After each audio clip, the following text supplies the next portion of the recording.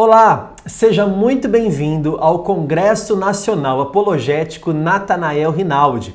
Se você não me conhece, eu sou o Tarles Elias, sou pastor, professor de teologia e apresentador do canal Teologar. Inclusive, esse cenário que você está vendo aqui é o cenário do meu canal.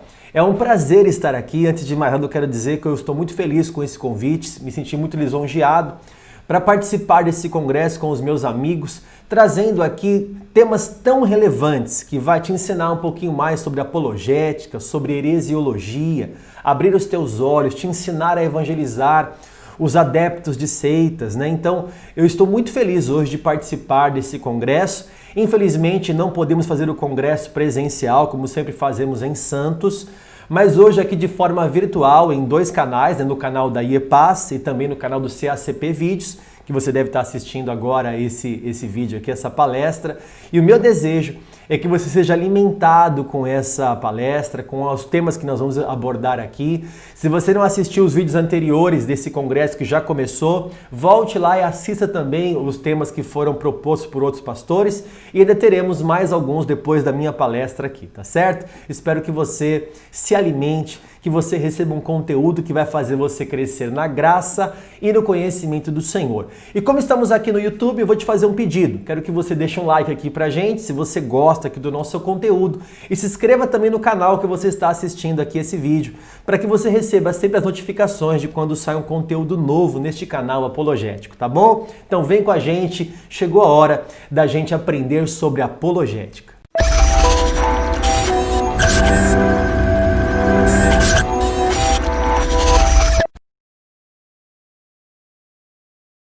Muito bem, pessoal, você que vai participar aqui desse congresso apologético, eu peço que você preste muita atenção no conteúdo que vai ser lecionado para você aqui. Se você gosta de anotar, pegue lá um papel, uma caneta, um bloquinho de notas do seu caderno e anote tudo o que vai ser lecionado para você, para que você absorva todo o conteúdo dessa palestra. Eu tenho certeza que vai ser muito relevante para o teu ministério, para a sua vida pessoal, para você evangelizar algumas pessoas, vai ser muito importante para você crescer, tá? Para facilitar também o entendimento, a gente vai usar aqui uma tela que é a mesma tela que nós usamos para os cursos do Teologar. E assim você vai absorver melhor o conteúdo. O que vai aparecer para você quando eu apertar no botão aqui? Vai aparecer um slide aí na tela, a tela vai ficar dividida, você está vendo agora um slide do seu lado, com o tema da palestra de hoje, que é a hermenêutica das seitas. Eu já vou te explicar o que significa esse tema, tá bom? Apertando aqui, vai mudar para você aí também. A pauta dos grupos religiosos que a gente vai abordar nessa palestra, nós vamos abordar 3 grupos religiosos de forma muito séria, muito honesta, imparcial, para que você aí na sua casa, você faça a sua reflexão e você tire as suas próprias conclusões do que nós vamos passar aqui para você. Claro que em alguns momentos eu vou dar a minha opinião, mas mais do que a minha opinião ou a opinião dos apologistas, é você realmente descobrir o que é verdadeiro e o que é falso. O que você considera uma reta interpretação e o que você considera um desequilíbrio na interpretação das Escrituras Sagradas. A gente vai falar sobre 3 grupos religiosos hoje. A gente vai falar sobre as Testemunhas de Jeová, sobre o mormonismo e sobre o adventismo do 7º dia. Tá bom? Vamos lá, vamos definir o tema. Toda vez que a gente define um tema, a gente consegue entender todo o conteúdo. O tema fala muito já, a teologia usa muito isso, né? Por exemplo, vou dar um exemplo para você. Todas as matérias de teologia, o seu tema já vai definir o seu conteúdo, né? Então, você pega, por exemplo, bibliologia. Então, biblio é Bíblia e logia é doutrina ou estudo. Então, é o estudo da Bíblia, é a doutrina da Bíblia. Você pega teologia. Teo é Deus e logia é estudo, é o estudo de Deus. Você pega harmatiologia, o estudo do pecado, soteriologia, o estudo da salvação, escatologia, o estudo das últimas coisas. Você vai ver que o tema sempre vai definir aquilo que realmente o conteúdo vai passar. Então a gente vai definir o tema agora, o que é hermenêutica e o que é seita. E eu fiz questão de pegar essa definição do Wikipédia, para que você tenha acesso aí no seu próprio computador, digitar lá a Wikipédia e ver realmente o que é hermenêutica e o que é seita, para depois ninguém dizer assim, não, você extraiu esse conteúdo de algum apologista ou de algum material que já está já com parcialidade. Não, é o que realmente está no Wikipedia, que qualquer pessoa tem acesso, ou seja, a maioria dos estudiosos entendem isso daqui, tá? Vamos lá. O que é hermenêutica? A hermenêutica tradicional se refere ao estudo da interpretação de textos escritos, especialmente nas áreas de literatura, religião e direito. Então, hermenêutica provavelmente vem do nome Hermes, né? O deus da mitologia grega, o deus da eloquência, provavelmente veio desse nome. E a hermenêutica, ela tenta interpretar o texto da forma mais correta possível. E para isso, a hermenêutica vai utilizar algumas regras que vão evitar erros de interpretação. Veja aqui que a hermenêutica não é utilizada somente na religião, na Bíblia Sagrada, mas a hermenêutica é usada também na literatura e também no direito. Quando você vai interpretar uma lei, você precisa interpretar um texto, é necessário você usar as regras de hermenêutica para que você não caia e não cometa alguns erros graves de interpretação. E é isso que a gente vai falar hoje nessa palestra, os erros e os desequilíbrios da interpretação do texto. Existem algumas regras para serem seguidas para você não errar e extrair do texto o que realmente ele quer dizer, tá bom? E o que é seita? Seita, de forma geral, é um conceito complexo utilizado para grupos que professam doutrina e ideologia divergentes das doutrinas ou sistemas dominantes.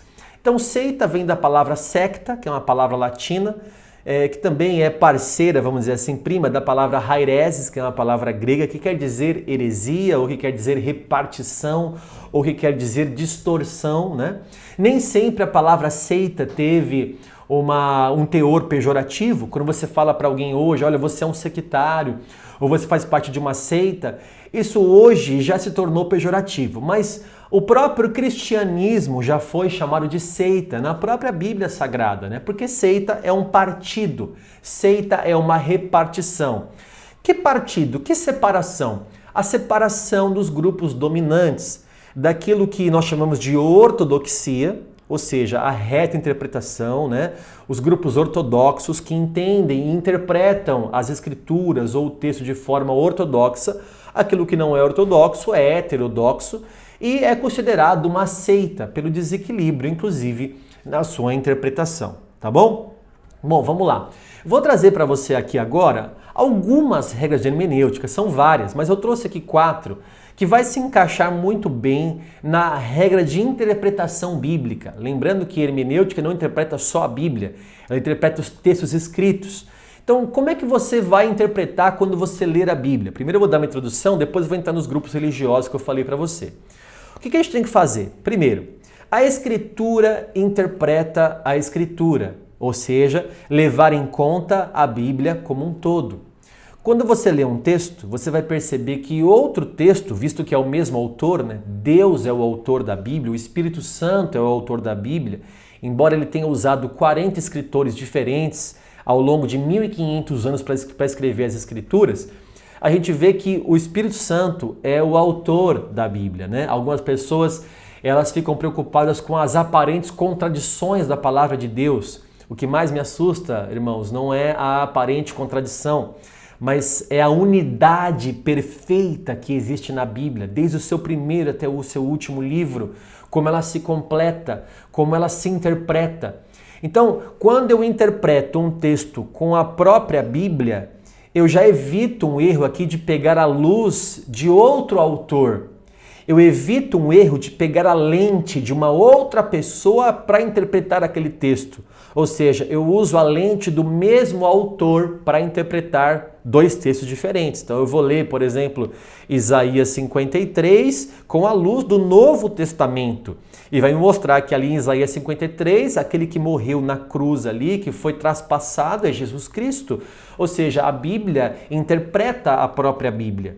A dificuldade que há em algumas seitas é porque a luz, a lente em que se lê a Bíblia, é a lente do seu profeta, é a lente da sua instituição, é a lente da sua própria hermenêutica.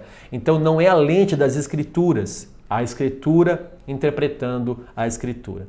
Segunda regra é analisar o texto no seu contexto.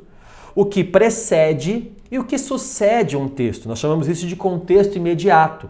Ou seja, você vai pegar ali uma perícope para ler. Não dá para você ler um versículo isolado, porque um versículo isolado pode trazer outra conotação, outra interpretação. Então, para você interpretar aquele versículo, lembrando que a Bíblia não foi escrita divididinha por versículos, por capítulos, isso veio posteriormente pelos homens, e a divisão da Bíblia não é inspirada por Deus. Os homens que tentaram de forma mais adequada separar os versículos e os textos para que a gente possa encontrar no seu endereço, né? Filipenses capítulo 4, versículo 13, aí eu vou saber onde que está aquele texto.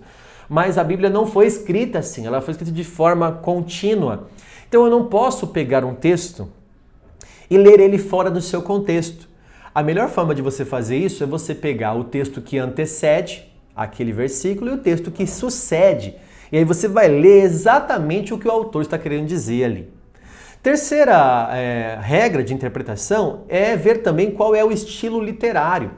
Por quê? Porque a Bíblia não foi escrita com apenas um estilo literário, mas escreveram como parábolas, como narrativa, como carta, como apocalipse, né, como poesia, como um livro sapiencial, como um livro de provérbios, como um livro de romance, como um livro de cantares.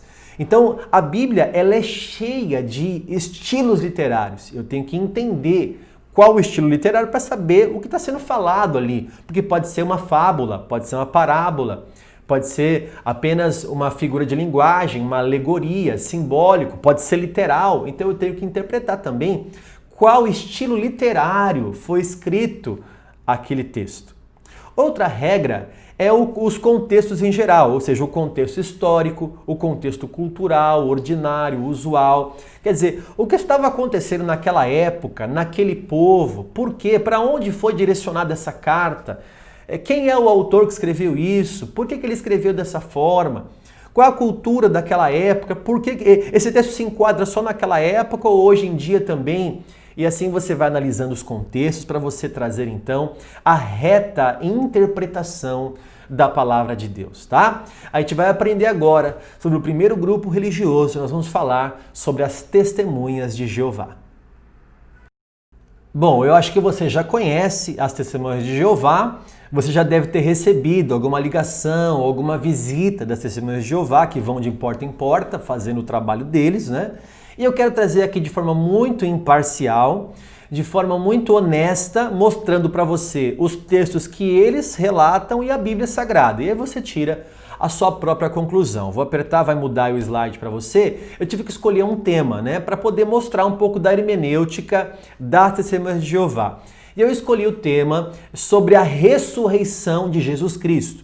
Bom, como é que você conhece sobre esse tema? Acho que é a base da fé cristã, né? Jesus veio à Terra, encarnou no ventre de Maria, ele veio à Terra, ele morreu na cruz do Calvário para perdão dos nossos pecados, ressuscitou ao terceiro dia, andou com os seus discípulos por mais 40 dias, comeu com eles e ainda ensinou algumas coisas para eles. Depois foi tomado ao céu, foi assunto ao céu e prometeu que voltará para buscar os seus eleitos. Não foi isso que ele ensinou? Eu acho que isso é a base da fé cristã. Jesus veio, morreu, ressuscitou e voltará conforme ele prometeu. Acho que você aprendeu isso desde pequenininho. Então vamos ler um texto da Bíblia Sagrada, Evangelho de João, capítulo 20, versículo 26. Passados 8 dias, estavam outra vez ali reunidos os seus discípulos e Tomé com eles. Estando as portas trancadas, veio Jesus, pôs-se no meio e disse-lhes: paz seja convosco. E logo disse a Tomé: põe aqui o dedo e vê as minhas mãos, chega também a mão e põe-na no meu lado, não sejas incrédulo, mas crente. Respondeu-lhe Tomé: Senhor meu e Deus meu. Disse-lhe Jesus: porque me viste, creste? Bem-aventurados os que não viram e creram. Então aqui Jesus está aparecendo ressurreto para Tomé, que estava incrédulo. Ele diz: não, eu só vou acreditar se eu ver, se eu colocar a minha mão. Então Jesus apareceu para ele e falou: veja que sou eu, põe a mão aqui na minha mão, no meu lado, e veja que sou eu mesmo ressurreto. Até aí tudo bem? Vamos ver agora o que é que a Sociedade Torre de Vigia, o que a Testemunha de Jeová entendem sobre a ressurreição de Jesus. Vamos lá, eu vou trazer para você aqui um livro chamado Poderá Viver para Sempre no Paraíso na Terra, página 144, literatura oficial da Testemunha de Jeová, tá bom? Então, o que aconteceu ao corpo carnal de Jesus, segundo eles aqui? Não encontraram os seus discípulos o seu túmulo vazio? Sim, porque Deus removeu o corpo de Jesus. Por que fez Deus isso? Cumpriu-se o que havia sido escrito na Bíblia, Salmo 16, Atos 2. Por isso, preste atenção, Jeová achou bom remover o corpo de Jesus, assim como fizera antes com o corpo de Moisés, Deuteronômio 34. Também, se o corpo tivesse ficado no túmulo, os discípulos de Jesus não poderiam ter entendido que ele havia sido ressuscitado, visto que naquela época não entendiam plenamente as coisas espirituais. Então, segundo as Testemunhas de Jeová, segundo o livro oficial deles, da crença deles, Jesus não ressuscitou e o túmulo não está vazio porque Jesus ressuscitou em carne e osso, num corpo glorificado. Segundo eles, segundo a interpretação deles, Jeová removeu o corpo de Jesus do túmulo. Jeová removeu. E por que Jeová removeu o túmulo de Jesus do túmulo? Porque se tivesse um corpo ali, o corpo de carne e osso dele, os discípulos não acreditariam que Jesus havia ressuscitado. Então o que Deus fez? Deus removeu o corpo de Jesus, assim como fez com o corpo de Moisés, removendo o corpo dele para que ninguém o encontrasse. Peraí, mas aí você vai começar a entrar numa confusão. Jesus não ressuscitou no seu próprio corpo? O que aconteceu então? Não, na verdade, segundo a Torre de Vigia, ele foi removido para o Jeová. Eu li para você a página 144, vamos continuar na página 144, finalzinho, a página 145 também. Mas, visto que foi possível o apóstolo Tomé pôr sua mão no orifício, no lado de Jesus, o texto que a gente leu lá de João, né? Tomé colocou o dedo. Não mostra isso que Jesus foi ressuscitado no mesmo corpo que foi pregado na estaca? Detalhe, a Testemunha de Jeová não crê que Jesus foi crucificado numa cruz, mas foi pregado numa estaca. Tá? Esse é tema depois para outro vídeo que eu vou gravar também lá no Teologar. Então, isso não prova, Tomé não tocou no lado de Jesus, não viu que era Jesus, isso não prova que era o corpo dele mesmo? Eles respondem, não prova. Pois Jesus simplesmente se materializou ou assumiu um corpo carnal, como os anjos haviam feito no passado, a fim de convencer Tomé quanto a quem ele era. Ele usou um corpo com marcas de ferimentos. Para aí um minutinho. Então veja só, usando a Bíblia para interpretar a Bíblia, a gente vê que Jesus ressuscitou no seu próprio corpo e se mostrou para Tomé. Mas segundo a Testemunha de Jeová, com base em nada, porque não tem base para isso, dizem o seguinte, na verdade, Jesus se materializou. Então ele não ressuscitou. Ressurreição é você voltar ao mesmo corpo. Reencarnação é você estar em outro corpo, né?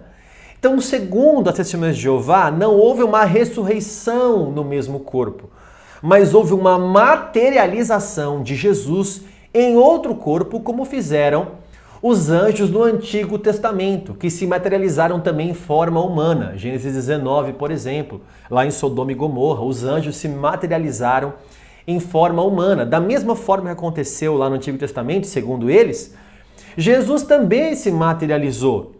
Mas você vai perguntar assim, o professor, mas não tinha ferimento no corpo que Tomé tocou? O que eles vão responder com relação a isso? Olha, ele usou um corpo com marcas de ferimentos. Quer dizer, Jesus tomou cuidado, segundo eles, de se materializar num corpo e ainda escolher um corpo que tinha ferimentos para poder convencer Tomé ainda, né? Como se Deus estivesse ludibriando ali Tomé, eu vou ter que te enganar, como é que eu vou fazer? Eu vou remover o corpo do túmulo, para que ninguém entenda, porque se alguém ver dois corpos, né? Um materializado e o corpo que foi morto ali, ninguém vai acreditar na ressurreição. Então eu tenho que remover esse corpo, vou me materializar num corpo com ferimentos para convencer Tomé e ele ser crente na ressurreição. Será que Deus precisava disso tudo? Vamos lá. Olha o que eles continuam dizendo. Tinha a aparência ou parecia ser plenamente humano, capaz de comer e de beber, como haviam feito os anjos que Abraão certa vez recepcionou. Vamos continuar lendo agora a página 145.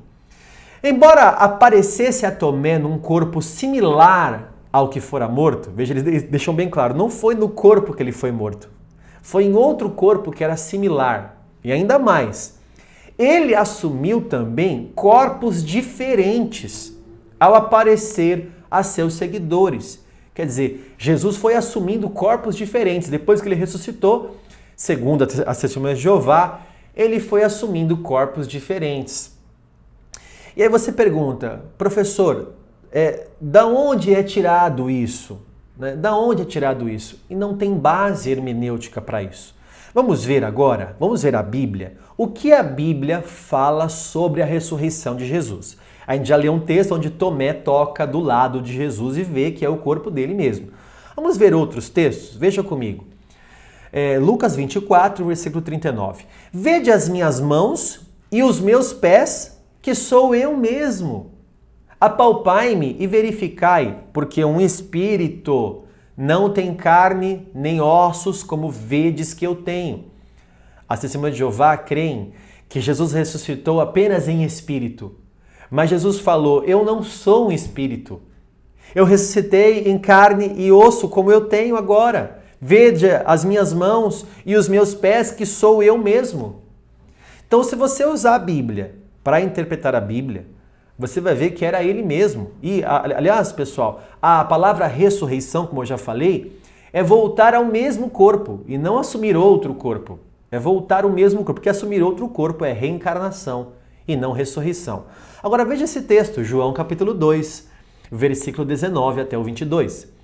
Jesus lhes respondeu, destruí este santuário e em 3 dias o reconstruirei.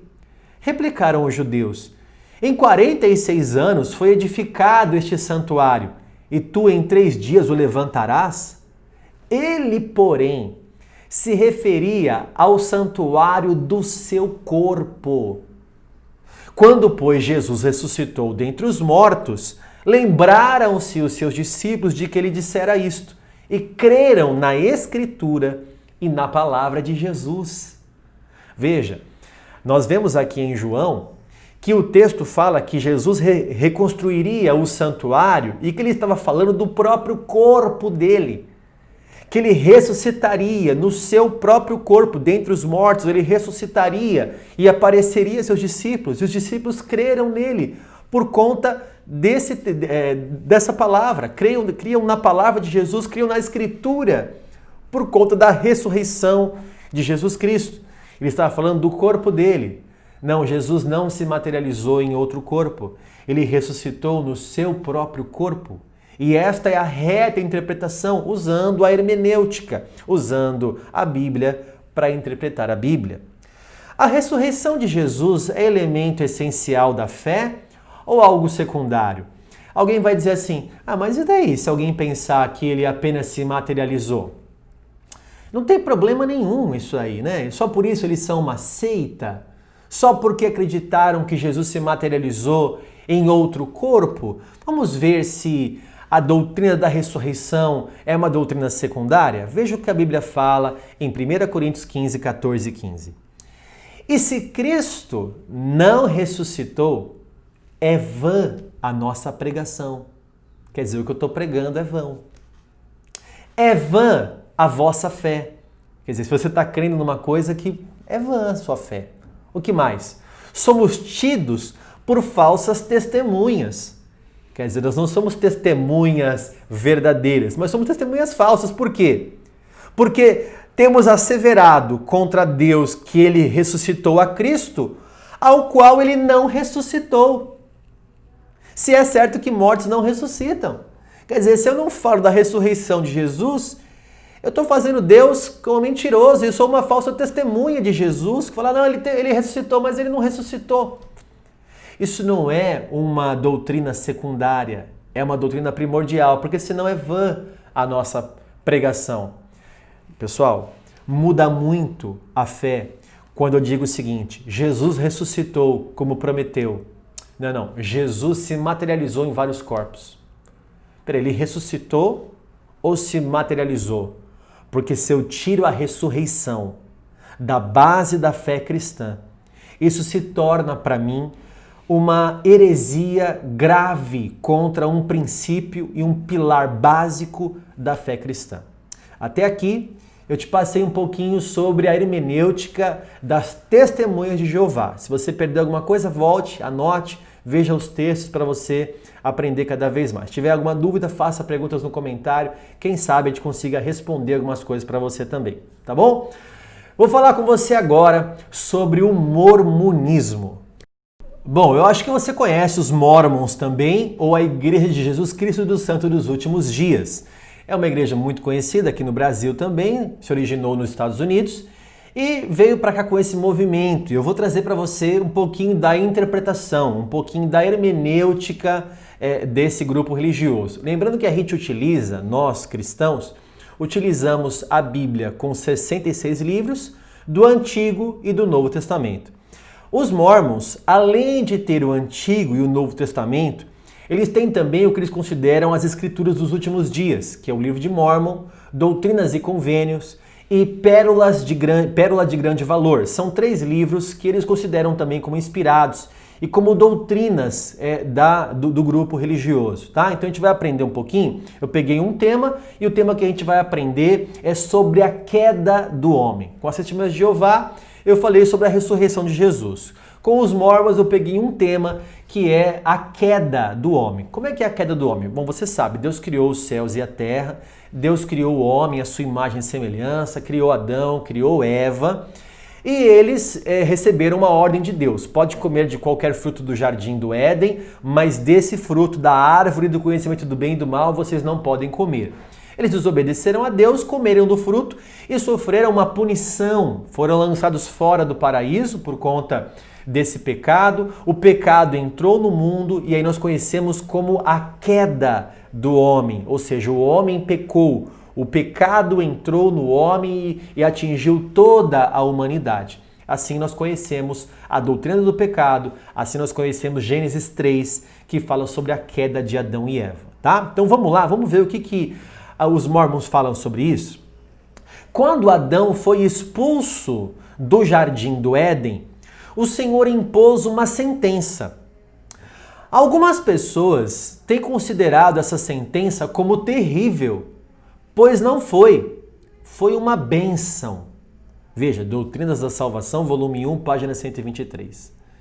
Segundo os Mormons, a queda de Adão e Eva não foi uma terrível maldição, mas foi uma bênção. Veja só. Então, lendo o texto de forma muito clara, o que você percebe ali? Foi uma bênção ou foi uma maldição? Então, para eles foi uma bênção. Vamos ver o que é que eles falam também. Segundo os Mormons, por que foi uma bênção? Porque depois da queda, segundo eles, foi gerado então o livre-arbítrio. O homem agora tem poder de conhecer o bem e o mal e escolher as coisas que ele quer escolher. Então nós ganhamos o benefício do livre-arbítrio, segundo os Mormons. Também, segundo os Mormons, há a possibilidade de gerar filhos. Por quê? Porque antes da queda, provavelmente isso é uma verdade, provavelmente não nasceu ninguém, porque a Bíblia fala que todos pecaram e todos descendem de Adão, né? Então, provavelmente Adão e Eva só tiveram filhos depois do pecado mesmo, né? Então, segundo os Mormons, o pecado, a queda de Adão e Eva, possibilitou eles a gerar filhos. O O que a Bíblia não mostra também, porque antes disso, nos capítulos anteriores, Deus deu a ordem, multiplicai-vos e enchei a terra. Ou seja, não dependia da queda para poder ter a possibilidade de gerar filhos. E também não dependia da queda para ter o livre-arbítrio, porque Deus deu a escolha para o homem ali, come do fruto ou não come do fruto, né? E o homem, aí vai entrar em outra discussão aqui, né, de infralapsariano, supralapsariano, não quero entrar nesse detalhe agora. Mas antes da queda do homem, o homem teve a possibilidade de escolher entre comer do fruto ou não comer do fruto. E outra coisa, olha que interessante, só depois da queda, a queda, segundo os Mormons, deu a possibilidade do homem de receber a vida eterna. A queda fez isso? A queda fez isso segundo eles. Vamos ver um texto que está no livro de Moisés. Se você não conhece o livro de Mormon, ele também é uma biblioteca, uma coleção de livros, tá? E tem um livro chamado Livro de Moisés. Eu peguei aqui o capítulo 5, versículo 11 desse livro para você aprender com a literatura deles mesmo, né?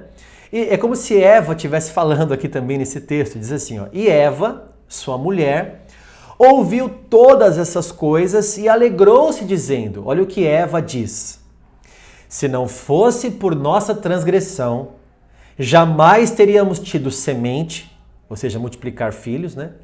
E jamais teríamos conhecido o bem e o mal, ou seja, o livre-arbítrio, e a alegria de nossa redenção e a vida eterna que Deus concede a todos os obedientes. Veja, eles foram desobedientes, como é que falam que são obedientes, né? Então a gente vê aqui uma declaração da Escritura dos últimos dias, do livro de Mormon, né? Mostrando que, como se Eva falasse o seguinte, olha, se não fosse por nós, não teria semente, não teríamos conhecido o bem e o mal, não teríamos nem a vida eterna. Veja o próximo slide, as declarações graves. Primeiro, se não fosse por nossa transgressão, quer dizer, se não fosse por causa de Eva e de Adão, olha só, irmãos, nós não teríamos nada disso. Oh, Eva, Adão, muito obrigado pela queda, porque foi uma bênção, segundo os Mormons, né? Então, a transgressão para eles, se não fosse a transgressão, nada disso poderia ter acontecido. Quer dizer, não é mais pelo sacrifício de Jesus, é por causa da transgressão. Outra coisa, jamais teríamos tido semente. E outra coisa, e a alegria de nossa redenção e a vida eterna. Olha, irmão, se não fosse por Adão e por Eva, você não teria a vida eterna, segundo os Mormons. Eu aprendi, lá na escola dominical, quando eu me converti, que se não fosse por Jesus Cristo e pela graça dele, eu não seria salvo, porque eu sou pecador. Eu aprendi lá em Efésios capítulo 2, que é pela graça que nós somos salvos, não de obras, para que ninguém se glorie e diga assim, se não fosse por nossa causa. Eu aprendi que é através da fé em Jesus Cristo que eu recebo a salvação, conforme Efésios capítulo 2, versículo 8. Então, se você usar a Bíblia para interpretar a Bíblia, você nunca vai encontrar que a queda foi uma bênção. Agora, se você usar a lente das últimas escrituras dos Mormons para ler a queda, você usando essa lente, você vai perceber que a queda foi uma bênção. Na verdade, irmãos, não é uma hermenêutica isso é um desequilíbrio hermenêutico. Um desequilíbrio hermenêutico. Eu vou passar o slide aqui para você, usando a Bíblia. Vamos usar a Bíblia Sagrada para interpretar? Em nenhum momento a Bíblia diz que a queda foi uma bênção. Muito pelo contrário, nunca foi benéfica. A mulher recebeu a maldição das dores de parto. O homem, do suor do seu rosto, ele se alimentaria. Os filhos nasceram no pecado. Todos foram gerados no pecado, né? Romanos capítulo 5, versículo 12, por um homem entrou o pecado no mundo e todos pecaram. Romanos 3, 23, todos pecaram e carecem da glória de Deus. E a terra? A terra será maldita por causa do homem e ela produzirá cardos e abrolhos. É isso que a queda produziu. É isso que o texto mostra. É isso que o contexto imediato do texto mostra. É isso que o contexto do todo da Bíblia mostra. A Bíblia interpretando a Bíblia mostra. Próximo slide para você. A queda é a separação do homem em relação a Deus. Como isso pode ser bom? Já pensou? Outra coisa, a queda é a expressão da desobediência. Como desobedecer a Deus pode ser bom ou uma bênção? Como o pecado pode ser algo benéfico se ele causa a morte? Romanos 6, 23. O salário do pecado é a morte. Então, irmãos queridos, eu estou querendo ensinar vocês aqui a ler as Escrituras com os olhos das Escrituras, com imparcialidade. Não quer dizer que não há dificuldade de interpretar a Bíblia, mas eu não posso usar uma lente e transformar um texto tão claro, dizendo que a queda do homem foi terrível para o homem e dizer que aquela queda foi uma bênção. E que se não fosse por essa queda, se não fosse por Adão e Eva, nós nunca receberíamos a vida eterna.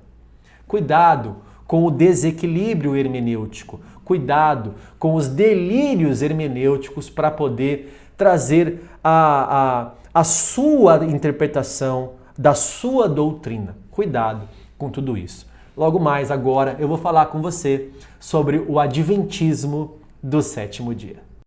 Bom, eu acho que você conhece a Igreja Adventista do Sétimo Dia. Eu vou trazer para você aqui alguns textos e algumas interpretações da hermenêutica desse grupo e a gente vai aprender juntos aqui também, tá? O tema que eu escolhi é sobre a nova luz bíblica. Essa imagem que você está vendo é de Ellen Goldwhite. Ellen Goldwhite é a profetisa adventista ou o espírito de profecia, segundo eles. E ela é considerada a luz menor que dá luz à luz maior que é a Bíblia Sagrada. Então é mais uma vez tendo uma luz para interpretar a outra luz, né? Ou seja, não é a Bíblia interpretando a Bíblia, mas é uma outra luz interpretando a palavra de Deus. Eu vou mostrar um texto bíblico, está lá em Daniel. Vamos ler esse texto, Daniel 8, versículo 14. E ele me disse: até 2.300 tardes e manhãs, e o santuário será purificado. Então essa profecia de Daniel parece que tem uma duração aí, né? 2.300 tardes e manhãs. Segundo os adventistas do sétimo dia, num movimento que começou anterior a eles, que é o movimento milerita, né? Esse movimento ele começou a tentar interpretar a volta de Jesus. No próximo slide vai aparecer para você uma foto e com o tema aí o grande desapontamento de 1844. O que aconteceu? Guilherme Miller, ou William Miller, né? Ele com o seu grupo, com o seu movimento ali, dos mileritas, estava tentando identificar o dia da volta de Jesus. Né? E nessa busca, nessa procura, eles encontraram esse texto de Daniel, Daniel 8,14, 2.300 tardes. Eles entenderam que essas 2.300 tardes significavam 2.300 anos. E se fizesse uma conta de 457 somado 2.300 anos, numa conta que eles fizeram lá, cairia exatamente em 1843. E que nessa data marcaria então a volta de Jesus Cristo. Bom, o que aconteceu? Chegou 1843 e Jesus não voltou. Eu estou contando para você aqui a grosso modo, tem um vídeo mais explicativo lá no Teu Lugar, se você quiser ver. Jesus não voltou em 1843, eles foram reinterpretar, falaram, não, nós erramos por um ano. Na verdade, será em 1844. E os mileritas então aguardaram a volta de Jesus para 1844, exatamente dia 22 de outubro de 1844. E o que aconteceu? Jesus não voltou nessa data e houve então um grande desapontamento. É isso que significa o grande desapontamento. O que aconteceu? Guilherme Miller voltou para sua igreja, arrependido do que tinha feito, porque ninguém sabe o dia e nem a hora, ninguém pode marcar data para a volta de Jesus Cristo, ninguém sabe o dia que ele voltará. Alguns irmãos também se arrependeram e voltaram para suas igrejas, voltaram para o seu movimento ortodoxo original. Só que outro grupo, com outras pessoas, começaram a ter novas revelações, começaram a ter uma nova luz bíblica, começaram a ter novos escritos e daí se originou a Igreja Adventista do Sétimo Dia. do movimento milerita, que continuou acreditando nessa profecia de 1844. Então Jesus não voltou. O que eles disseram? Disseram o seguinte, olha, na verdade, Jesus não iria voltar para a Terra. O que Guilherme Miller fez? Ele não errou a data, ele acertou a data. O que ele errou foi o evento. Por quê? Porque Jesus não veio para purificar a Terra e voltar para a Terra. Ele foi purificar o céu. Ele foi purificar o santuário celestial. E daí começam então duas doutrinas adventistas. A doutrina do santuário e a doutrina do juízo investigativo, tá? E aí, então, agora transferiu o evento da terra para o céu, ou seja, agora é invisível, não dá para a gente provar. Então, segundo os adventistas, em 1844, Jesus purificou o santuário, conforme a data contada por Guilherme Miller e o seu movimento de 2.300 tardes e manhãs. Veja que como essa história vai se encaixando, eu contei para você a grosso modo aqui. Agora eu trouxe um texto desse Renato Stencel, que ele é teólogo e coordenador do Centro de Pesquisas Ellen White do Brasil. Vamos ver o que ele escreveu. Dessa forma, o grande desapontamento de 22 de outubro de 1844 se tornou uma poderosa mensagem. É verdade que Jesus não veio como os mileritas pensavam, mas um pequeno grupo de crentes desapontados descobriu nova luz bíblica. A verdade de que Cristo entrou na fase final de seu ministério sumo sacerdotal, no santuário celestial, após o qual ele vai finalmente voltar para redimir o seu povo. Então, desse erro de interpretação que Jesus voltaria, nasce então uma nova luz bíblica. Desse erro de interpretação de que Jesus voltará, então, não, na verdade agora nasce um pequeno grupo de crentes e esse pequeno grupo tem uma nova revelação, tem uma nova luz bíblica e é sobre isso que eu vou falar com vocês. Veja agora o desequilíbrio hermenêutico dessa interpretação. Primeiro, o texto fala 2.300 tardes e manhãs como dias e não como anos, né? Aliás, a própria Igreja Adventista interpreta tarde e manhã lá de Gênesis como dia de 24 horas. Por isso guardam o sábado também. Então, num texto, eles interpretam como 24 horas, mas nesse aqui não, nesse aqui é como anos, né? Então, a Bíblia nunca falou que esse texto é como anos. E a maioria dos estudiosos entendem que esses 2.300 dias da profecia de Daniel caem no período de Antíoco Epifânio, um imperador cruel contra os judeus, né, que aconteceu no período interbíblico ali, entre o Antigo e o Novo Testamento. Então, essas 2.300 tardes e manhãs como anos não tem uma hermenêutica ortodoxa. Outra coisa, começar a contagem em 457 e não em 445. Porque, na verdade, a profecia começa das 70 semanas de Daniel, das 2.300 tardes e manhãs, quando é liberada a ordem para a reconstrução da cidade.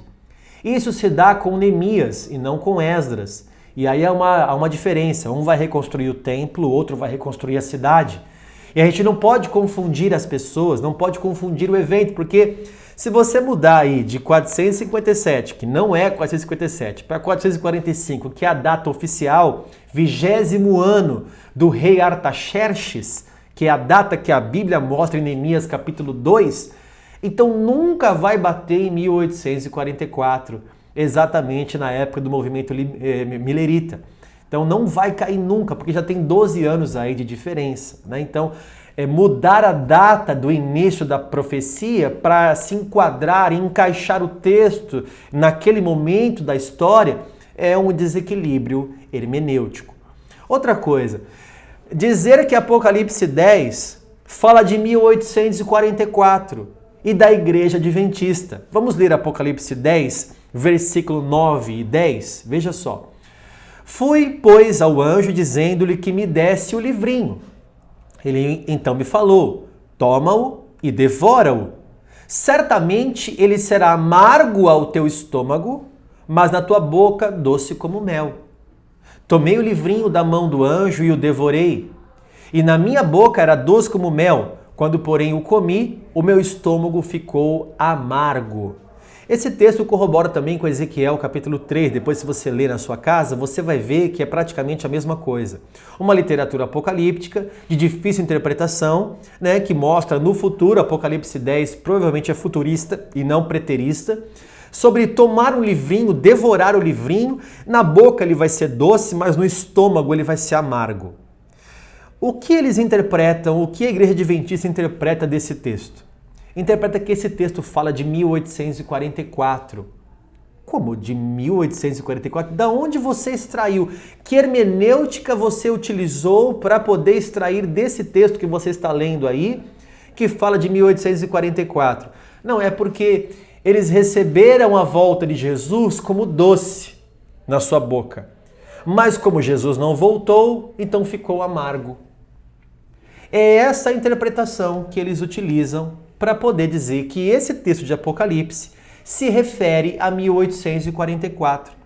Ou seja, não tem um equilíbrio hermenêutico, não é a Bíblia interpretando a Bíblia, não tem regras de hermenêutica, é apenas um evento da história colocado nesse texto que é doce na boca e amargo no estômago. Aliás, eu posso pegar qualquer desapontamento da história da humanidade e encaixar nesse texto. Ou eu não posso? Ah, eu achei que era isso, então foi doce na minha boca. Mas não foi isso, então é amargo no meu estômago. Eu posso pegar qualquer evento de desapontamento, de que a pessoa tinha uma expectativa e essa expectativa foi frustrada, e dizer, olha, então foi Apocalipse 10. Aliás, até as Testemunhas de Jeová marcam data para a volta de Jesus, 1914, 1925. Rutherford, que foi o segundo presidente das Testemunhas de Jeová, construiu até uma mansão em San Diego, Bet Sarim, para receber os patriarcas que ele falou que ressuscitaria. Então, não foi um desapontamento também para as Testemunhas de Jeová? Então pode não ser, se usando a mesma hermenêutica, pode não ser 1844. Pode ser 1925, conforme o Rutherford falou, porque foi para ele também um grande desapontamento.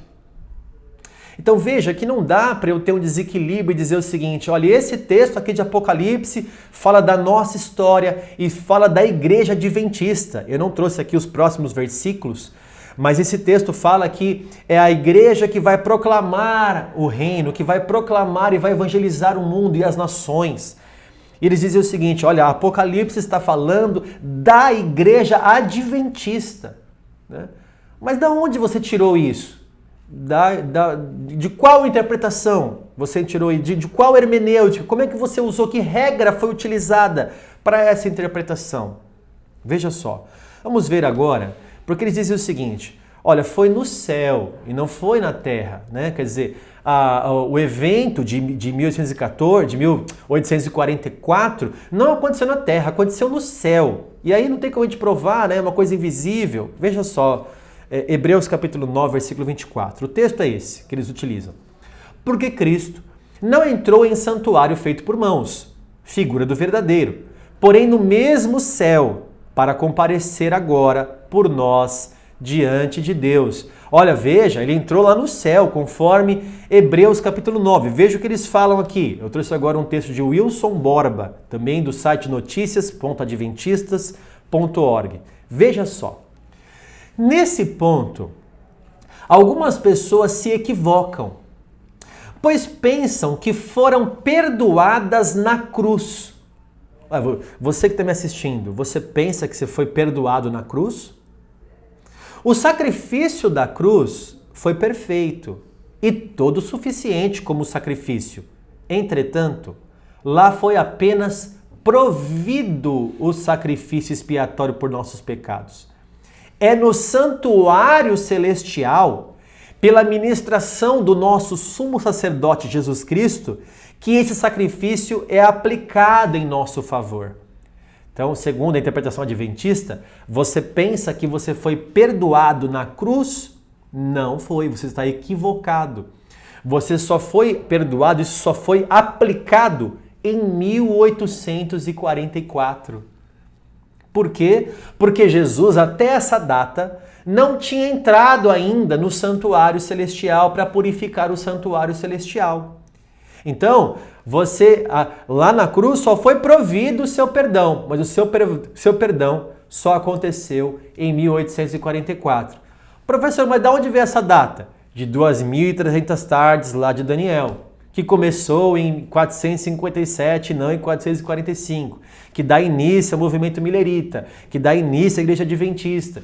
Veja que é uma forma de tentar ajustar os textos para a realidade desse grupo, para a realidade dessas profecias, como se o sacrifício que Jesus falou está consumado não fosse totalmente perfeito naquele momento, a ponto de me perdoar naquele mesmo dia, quando ele morreu pelos meus pecados.